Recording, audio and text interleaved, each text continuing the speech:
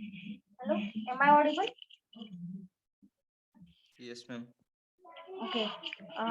We will start today's session with the revision. In short, we have to finish the revision.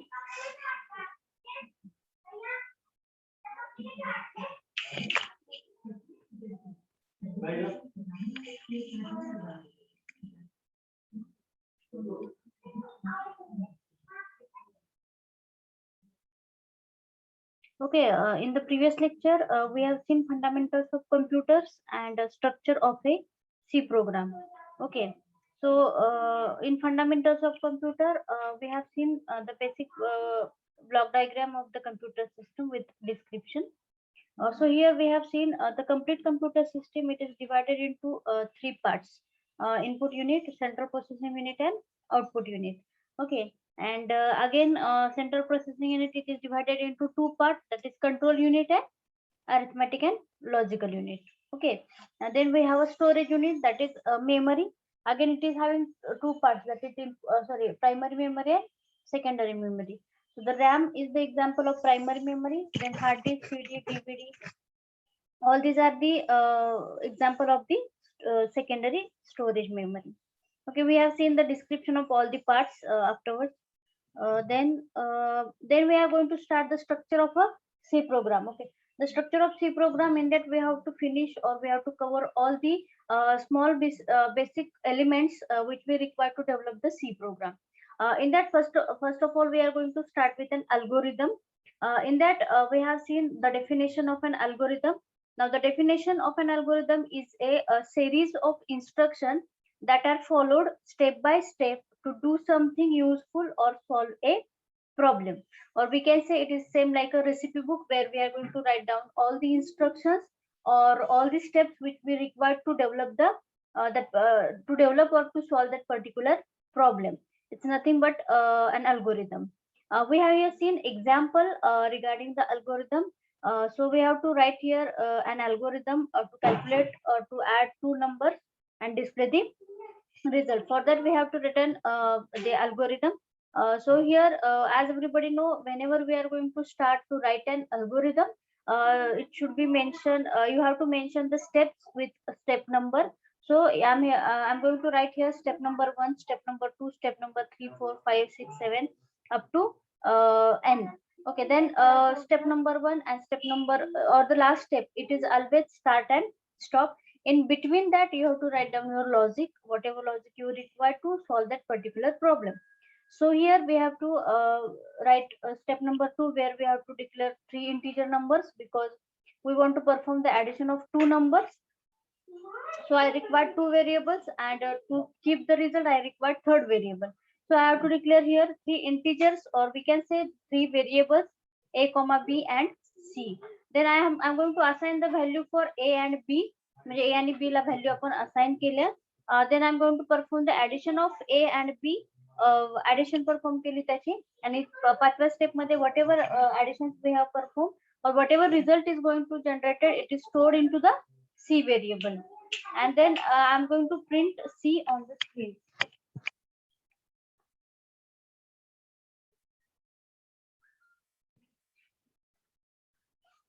Accordingly, we have to finish the example of an algorithm.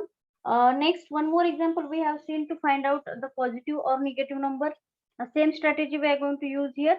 But here we are going to use the decision making. I told you what do you mean by decision making and when we are going to use the decision making. Then we are moving towards the flow chart. Okay, flow chart is a diagrammatic or graphical representation of sequence of steps to solve a problem. Okay, or whatever steps we are going to return into the into an algorithm, same steps we are going to represent it in the diagrammatical form.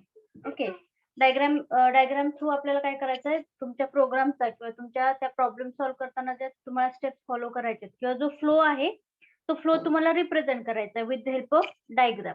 यालाच काय म्हणतो आपण, flow chart. Now we have some standard symbols. By using that, we can draw the flow chart. So I think everybody is having the table of that symbol.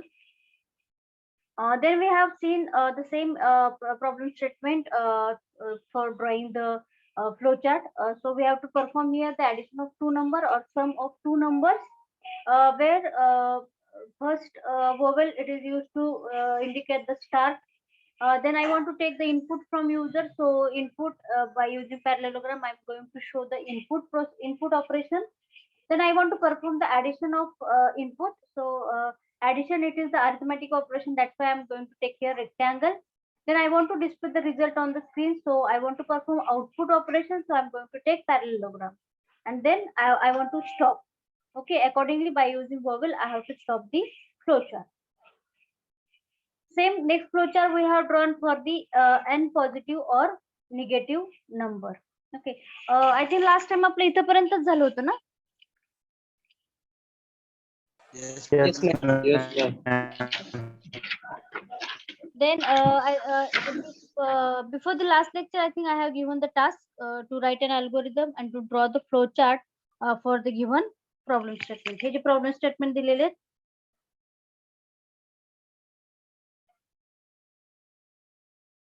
हे जे problem statement दिलेले आहेत त्याचे तुम्हाला अल्गोरिदम आणि flow charts draw करायला सांगितले होते. I hope everybody has completed the homework. Yes, ma'am. Okay. Then now it is today's part, or it is actually the today's content. So in that we are going to see sequence in C programming. Okay. Sequence in C programming यालाच आपण काय म्हणतो, escape sequence. Okay, किंवा एक अशी terminology किंवा एक काय म्हणतो आपण त्याला, एक लेटर आहे किंवा एखादं कॅरेक्टर आहे, ते कॅरेक्टर आपण आपल्या प्रोग्राम मध्ये यूज करतो, पण तो कॅरेक्टरचं फंक्शन काहीतरी वेगळं असतं. म्हणजे त्या रिस्पेक्टिव्ह फंक्शन प्रमाणे तो काय करत असतो, वर्कआउट करत असतो. ते जरी आपल्याला दिसायला कॅरेक्टर दिसत असलं तरी त्याचं काम काय असतं, वेगळं असतं. बरोबर आहे. मग असे जे कॅरेक्टर आपण यूज करतो ना, त्याला काय म्हणतो आपण, सिक्वेन्स इन सी प्रोग्रामिंग. ठीक आहे. आता याच्यामध्ये त्यांनी डेफिनेशन दिले बघा. An escape sequence in C language is a sequence of characters that doesn't represent itself when used inside string literal or character. आता याचा अर्थ काय होतो, एस्केप सिक्वेन्सेस म्हणजे काय, कॅरेक्टरच आहेत. बरोबर आहे. ते कॅरेक्टर आपण लिहितोय प्रोग्राम मध्ये, पण ते स्वतःला तसे रिप्रेझेंट नाही करत आहेत. म्हणजे मी जर /n लिहिलं तर ते /n as it is display नाही होते, किंवा तो स्वतःला /n म्हणत नाहीये. तर त्या /n चा अर्थ काय होतो, न्यू लाईन. बरोबर आहे. मग /n म्हटल्यानंतर काय होतंय, न्यू लाईनला आउटपुट येतं. बरोबर आहे. तसं जे कॅरेक्टर्स आपण युज करणार आहोत with the combination of backslash, बरोबर आहे, त्या सगळ्या कॉम्बिनेशन किंवा त्या सगळ्या कॅरेक्टरला काय काय म्हणतो आपण, sequence in C programming. Okay. आणि सिक्वेन्स इन सी प्रोग्रामिंग, ते जे कॅरेक्टर्स आपण सगळे युज करतो, ते जेव्हा आपण युज करतो तेव्हा ते स्वतःला आहे तसे रिप्रेझेंट करत नाही. म्हणजे मी /a लिहिला तर /a हा /a जसाच्या तसा आउटपुट स्क्रीनला डिस्प्ले होत नाही. /a चा काय अर्थ होतो, त्या अर्थाप्रमाणे तो काय करत असतो, त्याचं वर्क परफॉर्म करत असतो. बरोबर आहे. सो हिअर म्हणूनच पहिल्या स्टेटमेंट त्यांनी काय म्हटलंय, an escape sequence in a C language is a sequence of characters, okay, that doesn't represent itself when used inside string literal or character. म्हणजे ते स्वतःला जसे आहेत तसे रिप्रेझेंट करत नाही.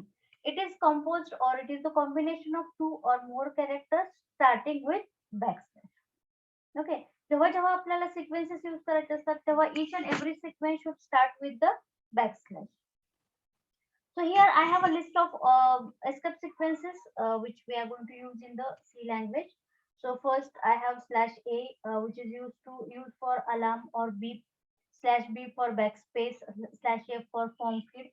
So आता एवढ्या सगळ्याची आपल्याला गरज नाहीये. मोस्टली आपण त्यामध्ये /n/t आणि /0 ते नल म्हणून यूज करतो. हे आपल्याला सिक्वेन्सेस जास्त यूज करायचे.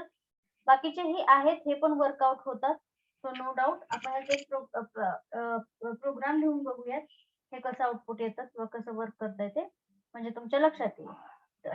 याला काय म्हणतो आपण, sequences in C program. Then we have started building block of C program. म्हणजे हे जे सिक्वेन्स आणि जे बिल्डिंग ब्लॉक आहेत ते आपण एकत्रच ऑनलाईन एडिटर वरती एक्झिक्यूट करून बघूया. ठीक आहे. म्हणजे ते फार वेळ जाणार नाही आपला, येते लक्षात. So first now we are going to cover building blocks of C program. Now why we are going to say it is building blocks? Building blocks that are the very basic elements which we required to develop any software with the help of C language. C मध्ये कुठलेही software तुम्हाला जर develop करायचं असेल तर तुम्हाला ह्या building blocks जे बेसिक एलिमेंट्स आहेत ते माहित असणं गरजेचं आहे. मग त्याच्यामध्ये सगळ्यात पहिला ब्लॉक कुठला आहे किंवा सगळ्यात पहिला एलिमेंट कुठला आहे? Pre processor. बरोबर आहे. आता प्री प्रोसेसर या शब्दावरूनच कळतंय आपल्याला की काय म्हणतो आपण त्याला, it is preprocessed before processing your program. तुमचा ऍक्च्युअल प्रोग्राम प्रोसेस होण्याच्या आधीच आपण काय करतोय, ते प्री प्रोसेसर प्रोसेस करून घेतो. बरोबर आहे. मग प्री प्रोसेसर हे रेडीमेड अवेलेबल असतं. बरोबर आहे. मग काही गोष्टी तुम्हाला काय कराव्या लागतात, तुमच्या प्रोग्राम मध्ये यूज करायचे असतात. बरोबर आहे. मग त्या सगळ्या गोष्टींची जी महत्वाची तयारी असते किंवा बेसिक जे तयारी असते ती सगळी त्या प्री प्रोसेसर मध्ये ऍड करून ठेवलेली असते. तिथून आपण एखादा कन्सेप्ट डायरेक्ट यूज करतो आपल्या प्रोग्राम मध्ये. त्याच्यासाठी आपण सेपरेट एफर्ट्स घेत नाही. मग ते ज्या ज्या गोष्टी आपण आधीच रेडीमेड ठेवलेल्या असतात ज्या आपण फक्त यूज करतो. बरोबर आहे. तर त्या गोष्टी आपल्याला यूज करण्यास योग्य व्हाव्यात त्याच्यासाठी आपण काय यूज करतो, प्री प्रोसेसर. बरोबर आहे. एवढं लक्षात ठेवा, ज्या गोष्टी रेडीमेड म्हणजे ज्या गोष्टी अवेलेबल आहेत त्या गोष्टी तुम्हाला प्रोग्राम मध्ये यूज करण्यासाठी जी आपण प्रोसेस करतो. बरोबर आहे. किंवा ज्या गोष्टी आपल्याला आपल्या प्रोग्राम मध्ये यूज करायच्या त्या गोष्टी आधीच आपण प्रोसेस करून ठेवतो, म्हणून त्याला काय म्हणतो आपण, प्री प्रोसेसर. बरोबर आहे. Now here we have to return here the C preprocessor is not a part of the compiler but is a separate step in the compilation process. बरोबर आहे. आता compiler is not part of the compiler म्हणजे काय, जेव्हा तुमचा programme compile होतो त्यावेळेस तुमचे ऍक्च्युअली तुमचे प्रीप्रोसेसर पण सगळे कंपाईल होतात, पण it is having a separate step. बरोबर आहे. त्याच्यामध्ये तुमच्या प्रीप्रोसेसर जे काही तुम्ही घेतलेले असतात ते सगळे प्रीप्रोसेसर आधी तो चेक करतो. प्रत्येक त्याचा सिंटॅक्स चेक करतो, त्याचं सिंटॅक्स वगैरे करेक्ट आहे की नाही तो कंपायलर चेक करतो आणि त्याच्यानंतर तुमचा प्रोग्राम काय होत असतो, तो कंपाईल करत असतो. In simple terms a C preprocessor is just a text substitution tool and is instruct the compiler to do required pre-processing. आताच मी म्हटलं, तो कंपायलरला सांगतो की मला जे बेसिक गरजेचं आहे ते सगळं प्री प्रोसेस करून ठेव. माझ्या प्रोग्रामला जे मला रिक्वायर्ड आहे ते सगळं प्री प्रोसेस करून ठेव. ऐनवेळी माझी पळापळ होणार नाही. बरोबर आहे. म्हणून that's why it is preprocessing. येते लक्षात. बिफोर द ऍक्च्युअल कंपायलेशन तुमचा प्रोग्राम, तुमचा ऍक्च्युअल कोडिंग कंपाईल व्हायच्या आधीच तो काय करत असतो, काहीतरी बेसिक तयारी करून ठेवतो. किंवा सिंपल आहे बघा, तुमच्या घरी एखादं फंक्शन असेल, ते फंक्शन जर तुम्हाला प्रॉपरली एक्झिक्यूट करायचं असेल तर तुम्ही आधी सगळी 1 दिवस आधी किंवा 2 दिवस आधी पूर्ण तयारी करून ठेवता. It is nothing but pre processing. म्हणजे ज्या वेळेस तुम्हाला ऍक्च्युअल तुमचं फंक्शन सुरू होईल त्यावेळेस जे काही तुम्हाला लागेल ते पटपट पटपट अवेलेबल होत आहे. का असं होतं की तुमचं फंक्शन आता एक्झिक्यूट करायचं तुम्हाला, तुमच्याकडे काहीच साहित्य नाही, असं होतं का कधी? तसं नाही. रेडीमेड किंवा ते तुमचं साहित्य तुम्ही रेडी करून ठेवलेलं असतं. तसंच हा प्री प्रोसेसर आहे. बरोबर आहे. जेव्हा तुमचा खरा प्रोग्राम, तुमचं ओन सॉफ्टवेअर एक्झिक्यूट होणार आहे त्यावेळेस जे त्याला बेसिक रिक्वायर्ड आहे ते सगळं आधीच त्यांनी तयार करून ठेवलेलं, प्री प्रोसेस करून ठेवलेलं. ते फक्त तुम्हाला काय करायचंय, यूज करायचं. ऐनवेळी पळापळ करत बसायची नाहीये. That is nothing but pre processor. ठीक आहे. आता प्री प्रोसेसर मध्ये खूप टाइप्स आहेत, म्हणजे आपल्याकडे भरपूर प्री प्रोसेसर अवेलेबल आहेत which are very useful for your software development. Okay. So त्याच्यातला आपण पहिला बघणार आहोत हॅश इन्क्लूड. पहिला म्हणजे हाच तुम्हाला रिक्वायर्ड आहे आता तरी, सो हाच बघणार आहोत. तुम्ही जेव्हा ऍडव्हान्स सी कॉन्सेप्ट बघाल तेव्हा त्याच्यामध्ये भरपूर सगळे प्री प्रोसेसर्स आहेत. मग हॅश इन्क्लूड हा एक प्री प्रोसेसर आपण बघणार आहोत. आता याच्यामध्ये काय बघा, हॅश इन्क्लूड या टर्म मध्ये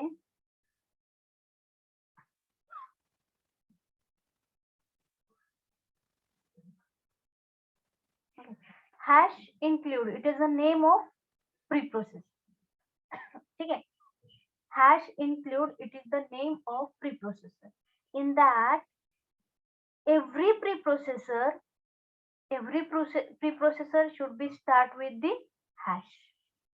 कुठलाही प्रीप्रोसेसर घ्या, किंवा आपण हॅश इन्क्लूड हे प्रीप्रोसेसरचं नाव आहे म्हणण्यापेक्षा काय म्हणूयात आपण include. It is the name of preprocessor and every preprocessor should start with the hash.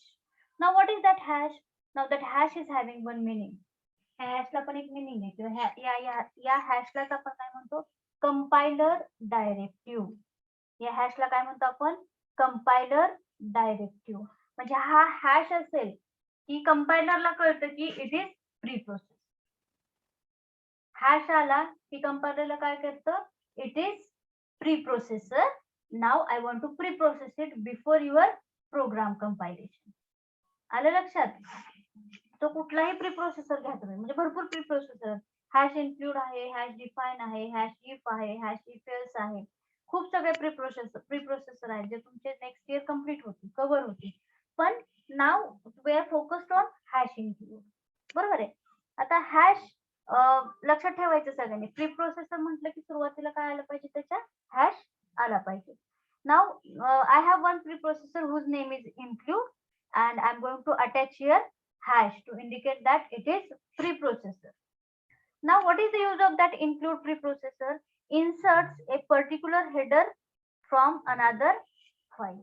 किंवा एखादी header file, complete header file तुमच्या प्रोग्राम मध्ये इन्क्लूड करण्यासाठी आपण काय करतोय हॅश इन्क्लूड प्रीप्रोसेसर यूज करतोय. लक्षात येतंय? हॅश इन्क्लूड प्रीप्रोसेसर आपण काय करतोय किंवा इन्क्लूड प्रीप्रोसेसर काय करतो it will include another files in your program. Another header files we can include with the help of include preprocessor which are very useful for your actual program execution. ठीक आहे. these are nothing but the preprocessor. Then next step काय compilation.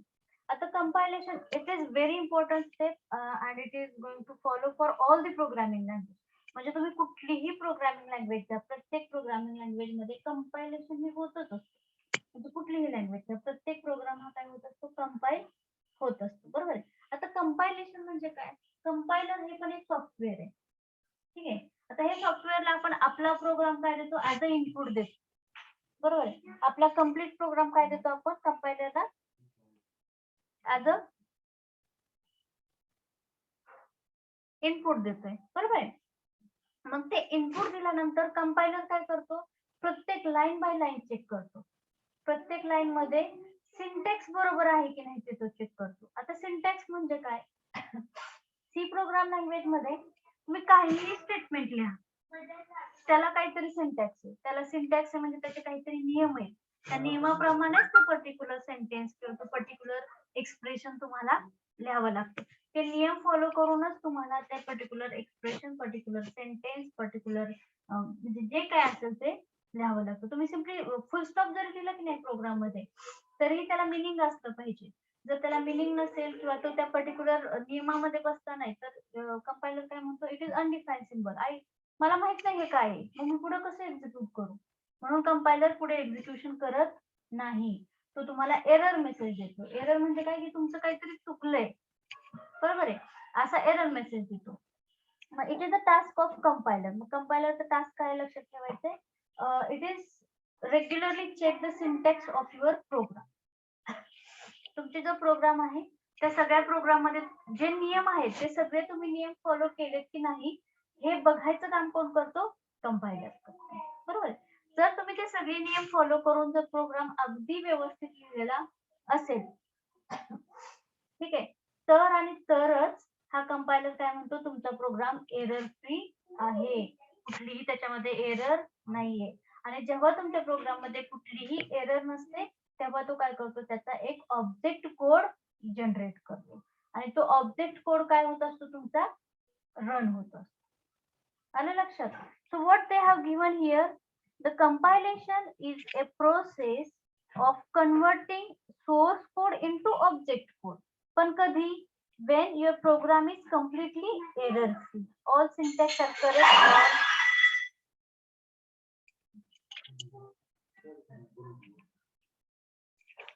all syntax are correct and structure is correct, then and then only it is going to create the object code. लक्षात येतं? I will read once again. The compilation is a process of converting the source code into object code. It is done with the help of compiler. It is done with the help of compiler. Then the compiler checks the source code for the syntactical and structural errors. आताच मी सांगितलं compiler काय करतो, तुमचा जो source code आहे मग तुम्ही source code हा नवीन वर्ड आहे. आता सोर्स कोड म्हणजे तुम्ही जो प्रोग्राम लिहिता की नाही त्याला आपण सोर्स कोड म्हणतो. म्हणजे मी कुठलंही सॉफ्टवेअर डेव्हलप करतो बरोबर आहे, मी जो प्रोग्राम लिहिलेला आहे तो काय झाला माझा सोर्स कोड झाला बरोबर आहे. मग कंपायलर काय चेक करतो, सोर्स कोड मध्ये सिंटॅक्स करेक्ट आहे का, स्ट्रक्चर करेक्ट आहे का. जर असेल तर नो प्रॉब्लेम, पण नसेल तर तो काय करतो एरर मेसेज डिस्प्ले करतो. and if the source code is error free then it generates the object code. त्याच्यानंतरच ऑब्जेक्ट कोड जनरेट होतो. जर तुमचा कोड तुम्ही जो प्रोग्राम लिहिलेला आहे तो प्रोग्राम कम्प्लिटली एरर फ्री असेल तर आणि तरच तो काय करतो त्याचा ऑब्जेक्ट कोड जनरेट करतो आणि तरच तुमचा प्रोग्राम एक्झिक्यूट होतो. ठीक आहे. So here the last step of the C program is execution of the C program. ठीक आहे. आता एक्झिक्युशन करताना काय it is the final step. आता ऑब्जेक्ट कोड जनरेट झाला तुमचा म्हणजे तुमचा प्रोग्राम एरर फ्री आहे, सगळं करेक्ट आहे, काही चुकीचं नाही. आता तो प्रोग्राम तुम्हाला रन करून आउटपुट घ्यायचे. जेव्हा तुम्ही तुमचा प्रोग्राम कंपाईल करत असता तेव्हा तुम्हाला आउटपुट स्क्रीनवरती काही दिसत नाही. जेव्हा तुम्ही तुमचा प्रोग्राम एक्झिक्यूट करत असता त्यावेळेस तुम्हाला आउटपुट स्क्रीनवरती तुमचं आउटपुट दिसत असतं बरोबर. याला काय म्हणतो आपण execution of C program. Are you getting it? So we are going to try for all these concepts. First, we are going to see sequencing C program. In the sequence, we are going to try for /n. Just remember, we are going to try for the /n. Now, why we are going to use /n for the new line? We are going to check how it is going to work for the how it is going to display the new line.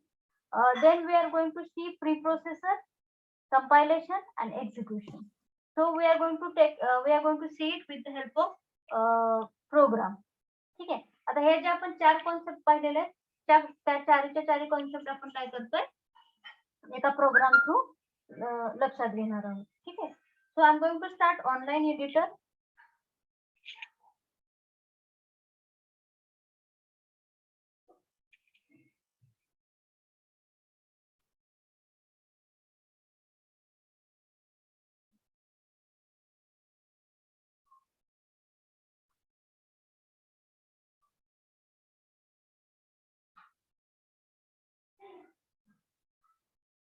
Am I audible? Yes, ma'am. Yes, ma'am.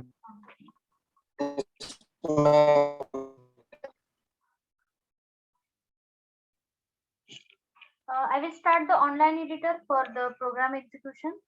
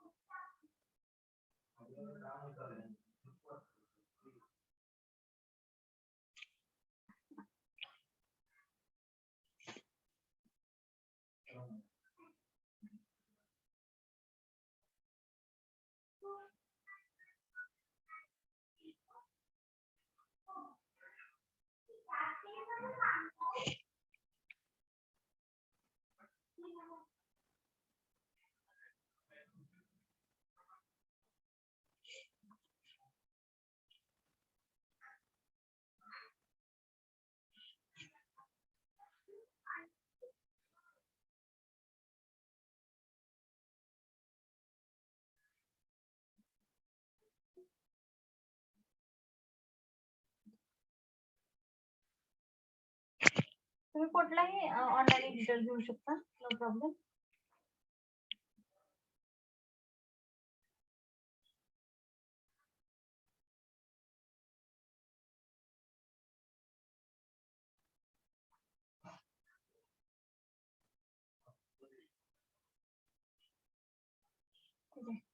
हा online editor आहे. याच्यावरती आपण programme execute करून बघणार आहोत. So आता सगळ्यात पहिल्यांदा आपण इन्स्टेड ऑफ सिक्वेन्सेस सगळ्यात पहिल्यांदा कॉन्सेप्ट बघणार आहोत आपण प्री प्रोसेसरचा. ठीक आहे. जसं की मी तुम्हाला आपण कुठला प्री प्रोसेसर बघणार आहोत, इन्क्लूड हा प्री प्रोसेसर बघायचा आहे. आणि मी तुम्हाला सांगितलं जेव्हा आपल्याला प्री प्रोसेसर लिहायचं आहे तर त्याच्या आधी आपल्याला कुठला सिम्बॉल ऍड करावा लागतोय, hash. So I'm going to add here the include preprocessor with the help of hash. Hash include, INCLUDE, include. आता include preprocessor नि काय म्हटलं आपण मगाशी लिहिलं होतं बघा, it is used to add the header file. किंवा हेडर फाईल आहे ती आपल्याला ऍड करण्यासाठी याचा काय होतो, उपयोग होतो. आता मी इथे हॅश इन्क्लूड लिहिलं, मला हेडर फाईल ऍड करायची असेल तर एक ओपनिंग अँग्युलर ब्रॅकेट टाकावा लागतो. आता मी याच्यामध्ये stdio.h ही हेडर फाईल काय करणार आहे, ऍड करून घेणार आहे. कुठली, stdio.h. I will close the angular bracket. आता now what is mean by that stdio.h? That is standard input output header file. Standard म्हणजे इनपुट आउटपुट ऑपरेशन परफॉर्म करण्यासाठी आपल्याला जे जे मटेरियल पाहिजे की नाही, इनपुट आउटपुट ऑपरेशन करण्यासाठी ते सगळं मटेरियल काय ह्या stdio ह्या फाईल मध्ये अवेलेबल आहे. ते रेडीमेड मटेरियल मला फक्त माझ्या प्रोग्राम मध्ये काय करायचंय, यूज करायचं. बरोबर आहे, आयतं मिळालंय मला, आयतं येते, फक्त मला काय करायचं, माझ्या प्रोग्राम मध्ये यूज करायचं. मग stdio.h ही हेडर फाईल आहे ज्याच्यामधून मला काहीतरी मिळणार आहे. आता काय मिळणार आहे हे मी तुम्हाला पुढे सांगणार, पण ते काय करायचंय, मला माझ्या प्रोग्राम मध्ये यूज करायचे. तर त्याच्यासाठी मला त्याला काय करावं लागेल, आधी प्री प्रोसेस करून ठेवावं लागेल. तिथं मला ते चेक करावं लागेल ते आहे का, त्याचं सिंटॅक्स बरोबर आहे का, त्याचं आउटपुट व्यवस्थित मिळतंय का, हे सगळं काय करावं लागतं, प्री प्रोसेस करावं लागतं. That's why I am going to use here include preprocessor to include a header file. Now every program it is going to start with the main function. बरोबर आहे, तर मी ते एक मेन फंक्शन घेणार आहे, main, MAIN, main. ठीक आहे. आता मेन फंक्शनचे आपण जेव्हा डेफिनेशन लिहितो तेव्हा त्या फंक्शनच्या आधी आपण काय लिहिणार आहोत, void, POID, void.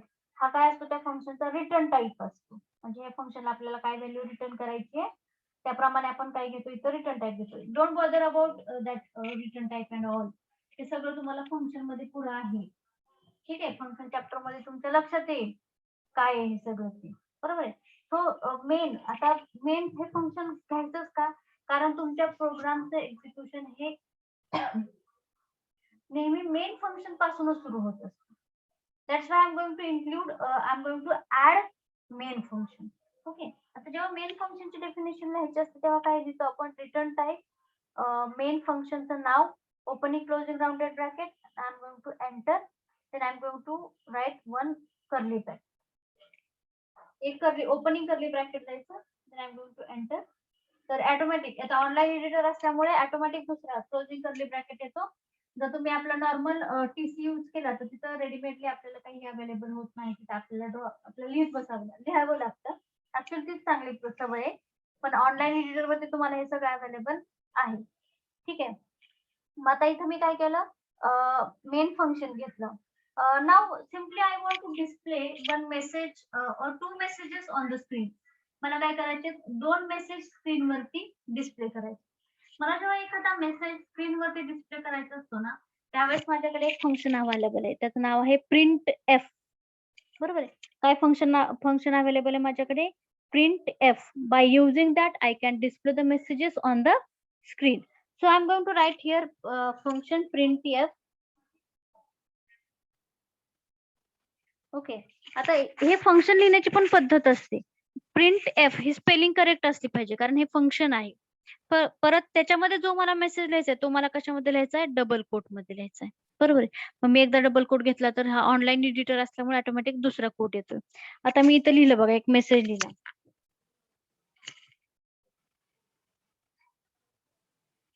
मेसेज काय लिहिला मी, वेलकम. ठीक आहे. आणि इथं मी काय केलं, फंक्शनला क्लोज केलं. जेव्हा तुम्हाला इथं फंक्शन क्लोज म्हणजे इथं काय, प्रत्येक प्रिंटफ स्टेटमेंट कशाने एंड करायचंय, सेमीकोलननी एंड करायचंय. बरोबर आहे. हे काय झालं, we are talking about preprocessor. आता या इथपर्यंतच्या पार्ट मध्ये आपण कशाबद्दल बोललो, प्री प्रोसेसर बद्दल. Hash include stdio.h. आता मी काय म्हटलं होतं तुम्हाला, stdio.h या हेडर फाईल मध्ये मला जे पार्ट पाहिजे तो पार्ट तिथं मला अवेलेबल आहे. मग याच्यामध्ये हे प्रिंटफ फंक्शन आहे की नाही, ह्या प्रिंटफ फंक्शनची डेफिनेशन ह्या stdio.h हेडर फाईल मध्ये आहे. मला त्याची सेपरेट डेफिनेशन लिहित बसायची गरज नाही. ती रेडीमेड अवेलेबल आहे माझ्याकडे. मी कशाला डबल लिहू? मग मी काय केलं, फक्त त्याला इथं यूज केलं. बरोबर आहे. मग मी जेव्हा हे आता मी असं नाही की इथं मी या प्रोग्राम मध्ये 100 लाईनचा तुमचा प्रोग्राम असू दे, कुठेही मी ते प्रिंटफ फंक्शन यूज करू शकते. 100 लाईनचा, 200 लाईनचा, 1000 लाईनचा जरी तुमचा सोर्स कोड असला तरी त्या कुठल्याही कोडमध्ये कुठेही मी प्रिंटफ फंक्शन यूज करू शकते, कारण त्याची डेफिनेशन मला stdio.h हेडर फाईल मध्ये अवेलेबल आहे. ओके. मात्र प्रत्येक वेळेस प्रिंटफ फंक्शन आहे ते एंड कशाने करायचे, आपल्याला सेमिकोलननी एंड करायचे. ठीक आहे. आता दुसरी गोष्ट, जेव्हा तुम्ही हा प्रोग्राम लिहिता, हा प्रोग्राम आपण कुठल्या लँग्वेज मध्ये लिहिलाय? सी लँग्वेज मध्ये लिहिलाय. बरोबर आहे. सी लँग्वेज मध्ये लिहिलंय, म्हणून ऑटोमॅटिक इथं तुमच्या प्रोग्रामला नाव काय आलं बघा, main.c. इथं प्रोग्रामला नाव काय आलं तुमच्या, main.c. आता ह्याच्यामध्ये नाव तुम्ही काही देऊ शकता, नावाचा काही विषय नाही. नाव तुम्हाला जे हवे ते तुम्ही देऊ शकता. आपण टीसी यूज करत असू ना, त्यावेळेस तुम्ही पाहिजे ते नाव देऊ शकता. पण .c हे दिसते का तुम्हाला, .c? Yes ma'am. हा, हे .c ला एक अर्थ आहे बघा. .c ह्यालाच काय म्हणतो आपण, एक्सटेन्शन ऑफ फाईल. बरोबर आहे. आता .c का घ्यायचं, कारण हा कुठल्या लँग्वेज मधला प्रोग्राम आहे, सी लँग्वेज मधला प्रोग्राम आहे, म्हणून याचं एक्सटेन्शन काय येतं, .c. हा जर प्रोग्राम तुम्ही C++ मध्ये लिहिला तर याचं एक्सटेन्शन काय येतं, CPP. हा प्रोग्राम तुम्ही जावा मध्ये लिहिला तर ह्याचं एक्सटेन्शन काय येतं, .java, JAVA. हाच प्रोग्राम तुम्ही PHP मध्ये लिहिला तर एक्सटेन्शन काय येतं, .php. हाच प्रोग्राम तुम्ही पायथॉन मध्ये लिहिला तर एक्सटेन्शन काय येतं, .py. आलं लक्षात? जी लँग्वेज असेल त्याप्रमाणेच तुमच्या फाईलचं नाव आणि त्याच्या पुढे त्याचं एक्सटेन्शन येतं. आता main.c ह्याच्यामध्ये मेन काय आहे, it is the name of your program. बरोबर आहे. Actually it is the name of file, कारण तुम्ही एक प्रोग्राम लिहिता म्हणजे ती एक प्रकारची फाईलच असते. पण आपण नॉर्मली प्रोग्राम हा शब्द यूज करतो, त्यामुळे इट विल बी बेटर. मग मेन हे काय, तुमच्या प्रोग्रामचं नाव आहे आणि ते सी लँग्वेज मध्ये आहे, म्हणून त्याला एक्सटेन्शन काय, .c. लक्षात आलं हा टर्म? Yes ma'am. ओके. त्याच्यानंतर आता पुढची प्रोसेस काय, आपल्याला कंपाईल करायचा आहे प्रोग्राम. बरोबर आहे. आता कंपाईल करताना हा ऑनलाईन एडिटर आहे. जेव्हा तुम्ही एक्झिक्यूट म्हणतोय आपण, एक्झिक्यूट म्हणजे काय, कम्प्लीट तुम्हाला आउटपुटच दिसतं. बरोबर आहे. एक्झिक्यूट म्हटलं की काय होतं, आउटपुटच दिसतं. पण एक्झिक्यूट ह्या बटनवर क्लिक केल्यानंतर पहिली प्रोसेस काय होते, कंपायलेशन. कंपायलेशन काय करतो, हा कम्प्लीट कोड चेक करतो, हॅश आहे का, .h आहे का, मेन नंतर ओपनिंग क्लोजिंग राउंडेड ब्रॅकेट आहेत का, देन ओपनिंग कर्ली ब्रॅकेट आहे का, प्रिंटफ फंक्शन मध्ये हे मेसेजला डबल कोट आहे का, सेमीकोलन आहे का. So compiler will check all the syntax. आता हे मी तुम्हाला जसं सांगितलं, प्रिंटफ फंक्शन मध्ये जो आपण मेसेज लिहितोय हा काय असला पाहिजे, डबल कोट मध्ये असला पाहिजे. हा सिंटॅक्स आहे, हा नियम आहे, तो तुम्हाला फॉलो करायचाच आहे. पण जर तुम्ही तो नियम नाही फॉलो केला तर कंपायलर काय करतो, तुम्हाला एरर मेसेज दाखवतो. ठीक आहे, ते पण आपण चेक करूया तिकडे काय एरर मेसेज येतो तो. मग ती प्रोसेस काय झाली, कंपायलेशनची. मग कंपाईल केल्यानंतर कम्प्लीट तुमचा प्रोग्राम जर एरर फ्री असेल तर तुम्हाला काय होईल, आउटपुट दिसेल. आता ह्याच्यामध्ये मी अजून एक स्टेटमेंट ऍड करते. आपल्याला ते एस्केप सिक्वेन्सेस पाहिजेत ना.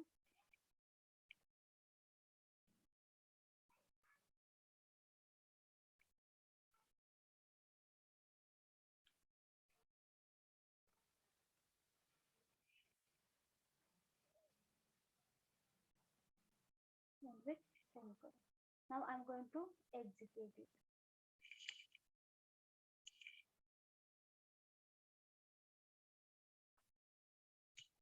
ठीक आहे. आता इथे काय आलं बघा, JCC -o main star.c. Now what is that JCC?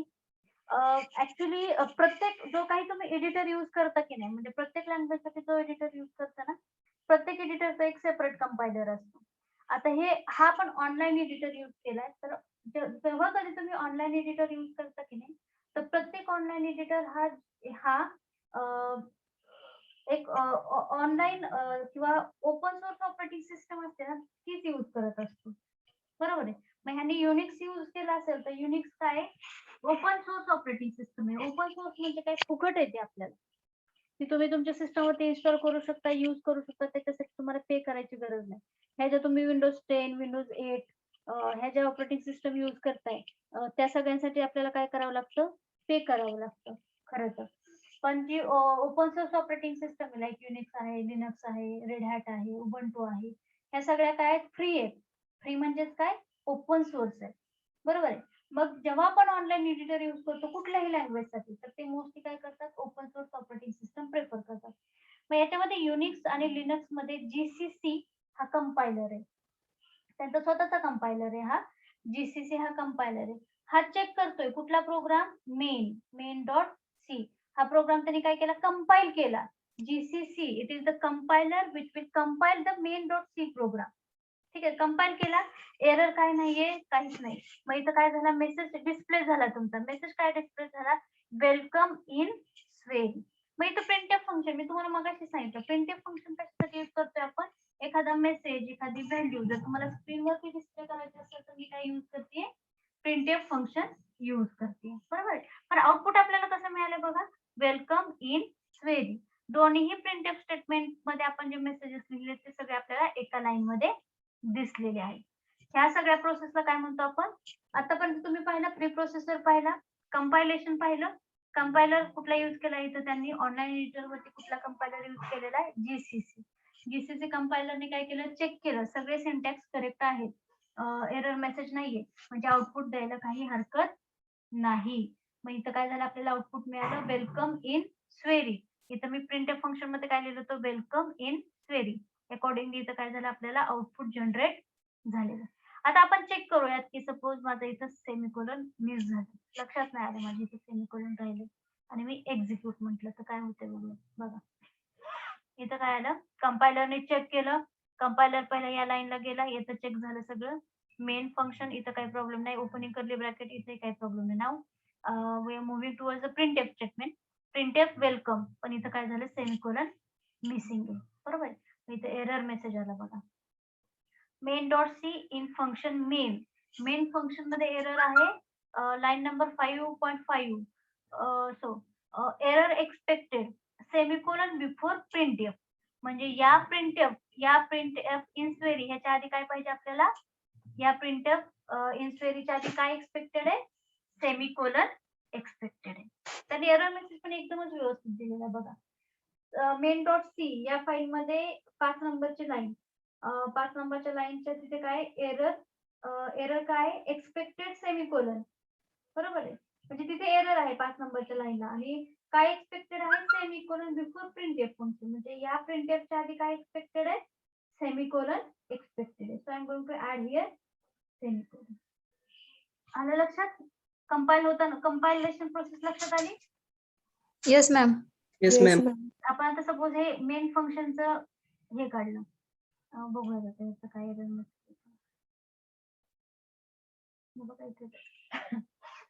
Main dot C line number 3 expected declaration specifiers or dash dash before opening token. म्हणजे ओपनिंग करली ब्रॅकेट आहे त्या टोकनच्या आधी काय त्याला स्पेसिफायर रिक्वायर्ड आहे. डिक्लेरेशन स्पेसिफायर म्हणजे काय राउंडेड ब्रॅकेट रिक्वायर्ड आहे. आणि हे जे आपण लिहितोय बघा opening rounded bracket closing rounded bracket opening curly bracket closing करली ब्रॅकेट ह्याच्यानंतर ओपनिंग करली ब्रॅकेट हे डबल कोट हे सगळे काय सिंटॅक्स. सिंटॅक्स ह्या वर्डचा अर्थ कळाला आता.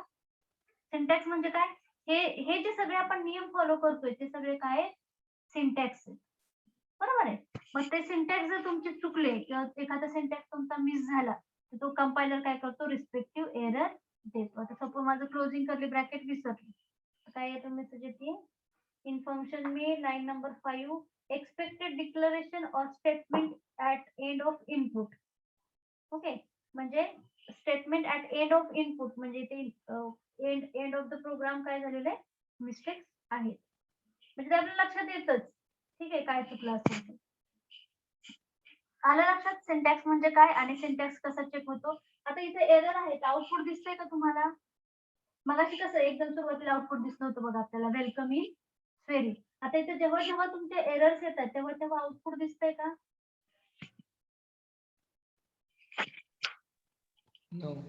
ना आउटपुट दिसत नाहीये कारण एरर आहे. एरर आहे म्हणून ऑब्जेक्ट कोड जनरेटच झालेला नाहीये. ऑब्जेक्ट कोड जनरेट झाला नाही म्हणजे पुढे एक्झिक्यूट व्हायचा विषयच नाही. ठीक आहे. आता आपण प्रोग्राम आपला एरर फ्री केलेला आहे. आता आपण एक चौथा कॉन्सेप्ट बघतोय काय? Escape sequence. एस्केप सिक्वेन्स मध्ये आपण एकच एस्केप सिक्वेन्स बघणार आहोत, /n. बरोबर आहे. आता मी सपोज काय केलं, या मेसेजच्या आधी /n टाकलं. तर बघूयात काय होतं. आता इथं /n हा पण काय बघा, स्ट्रिंग म्हणजे कॅरेक्टरच आहे ना, n हा कॅरेक्टरच आहे की. पण ह्या कॅरेक्टरला असा ग्रीन कलर आला का हो? नाही. इन्स्वेरी हे स्ट्रिंग आहे, पण ते पण इट्स कॉम्बिनेशन ऑफ कॅरेक्टर. पण /n ला ग्रीन कलर आला नाही. Now it is having different functionality. हा काय वेगळं फंक्शन आहे ह्याचं, बरोबर आहे. कारण /n it is escape sequence in C programming language which is having different meaning. आलं लक्षात? So we have to check after the execution what happen. बघा आता इथे काय झालं बघा. सगळ्यात सुरुवातीला आपण /n यूज केला नव्हता बघा. तर कसं येत होतं आउटपुट आपल्याला? वेलकम इन्स्वेरी एकाच लाईन मध्ये आउटपुट आलं होतं. आता /n याचा अर्थ काय होतो? न्यू लाईनला मला जो हा मेसेज /n च्या पुढे जो काही मेसेज लिहिलेला आहे तो मेसेज मला काय करायचा आहे? नवीन लाईनला डिस्प्ले करायचा आहे. /n चा अर्थ काय होतो? New line. लक्षात आलं? मग न्यू लाईनला याचा अर्थ काय होतो? आता म्हणजे इथं जर मी /n लिहिलं तर मी काय म्हणणार, याच्या पुढे हे जे स्टेटमेंट लिहिलेलं आहे मी, हे काय करायचंय मला? नवीन लाईनला डिस्प्ले करायचं. Are you getting it? The meaning of /n which is escape sequence. ठीक आहे. आता मी सपोज इथं /t यूज केलं. /t काय? व्हर्टिकल टॅबसाठी किंवा टॅबसाठी. मी एक्झिक्यूट करतो. एक टॅब पुढे जातं, तो पर्टिक्युलर तो मेसेज असतो. /t जिथं लिहिलाय ना तिथं जो मेसेज असतो तो काय होतो? एक टॅब. टॅब म्हणजे काय होतो?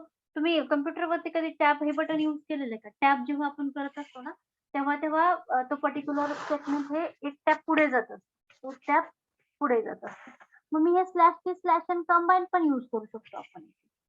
इथे मी सपोज /t घेतलं परत.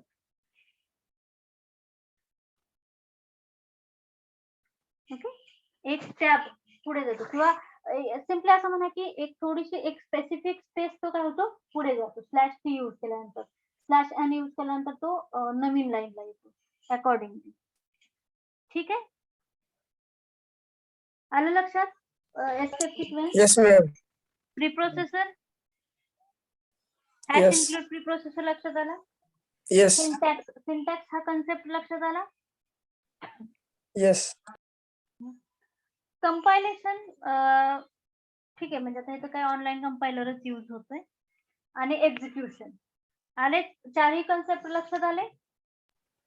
Yes, ma'am. Okay. Now we are moving towards the next part.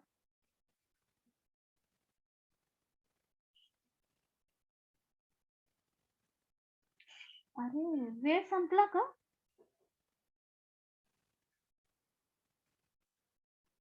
एक मिनिट, मी अटेंडन्स घेते आधी.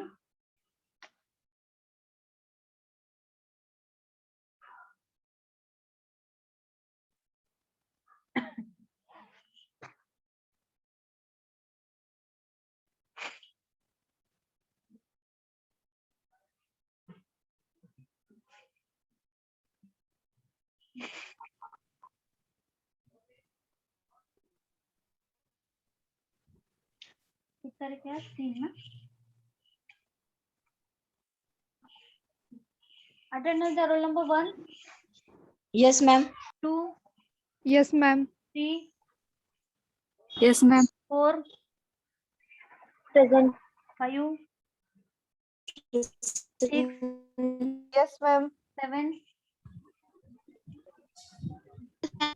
8. Yes, ma'am. 9. Yes, ma'am. 10. Present, ma'am. 11. Yes, ma'am. 12. Yes, ma'am. 12 नंतर 13. Present. 14. Yes, ma'am. 15. Yes, ma'am. 16. Present, ma'am. 17.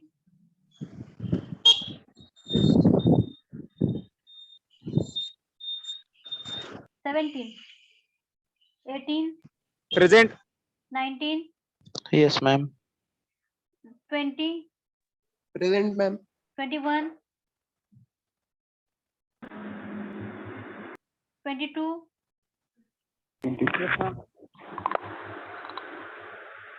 23, Present, ma'am.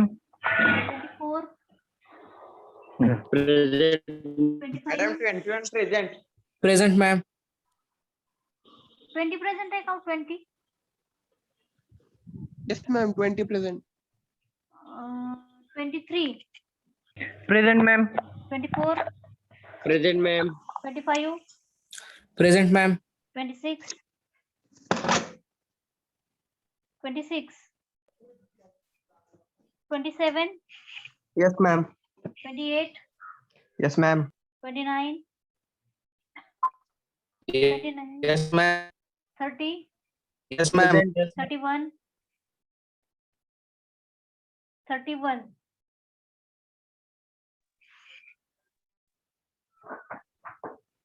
32, Present, ma'am.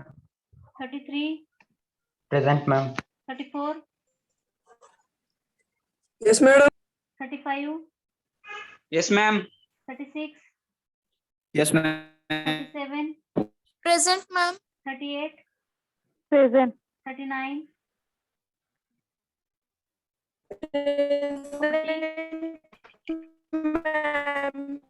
40, Yes, ma'am. 41, Yes, ma'am. 42, Present, ma'am. 43, 43, 44, Yes, ma'am. 45, Yes, ma'am. 46, 46, 47, Present, ma'am. 48, Present, ma'am. 49, Yes, ma'am. 50, Yes, ma'am. 51, Yes, ma'am. 52, Yes, ma'am. 53, Present, ma'am. 54, Yes, ma'am. 55, Present. 56, Present, ma'am. 57, Present. 58, Yes, ma'am. 59, Yes, ma'am. 60, 60, 61, Present, ma'am. 62, Yes, ma'am. 63, Present, ma'am. 64, Present, ma'am. 65, Present, ma'am. 66, Present, ma'am. 67, 67, 68, 69, Yes, ma'am. 70, Yes, ma'am. 71. Present, ma'am. Okay. Okay, we will stop here. Okay, remaining part we will continue with the next lecture. Okay, you can leave the meeting.